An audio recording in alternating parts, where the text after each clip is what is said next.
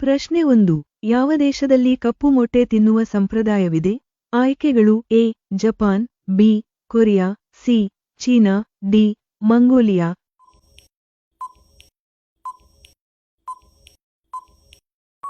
ನಿಮ್ಮ ಸರಿಯಾದ ಉತ್ತರ ಎ. ಜಪಾನ್. ಪ್ರಶ್ನೆ 2. ಆನೆಯ ಮರಿ ಹುಟ್ಟುವಾಗ ಅದರ ತೂಕ ಎಷ್ಟು ಇರುತ್ತದೆ? ಆಯ್ಕೆಗಳು A. 60 KG, B. 80 KG, C.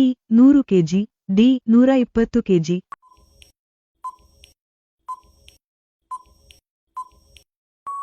ನಿಮ್ಮ ಸರಿಯಾದ ಉತ್ತರ ಸಿ. 100 ಕೆಜಿ.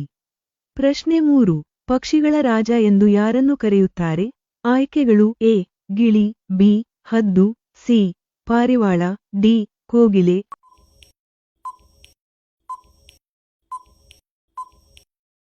ನಿಮ್ಮ ಸರಿಯಾದ ಉತ್ತರ ಬಿ. ಹದ್ದು.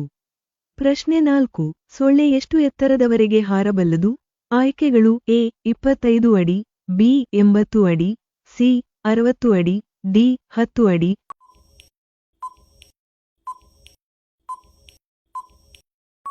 ನಿಮ್ಮ ಸರಿಯಾದ ಉತ್ತರ ಎ. 25 ಅಡಿ.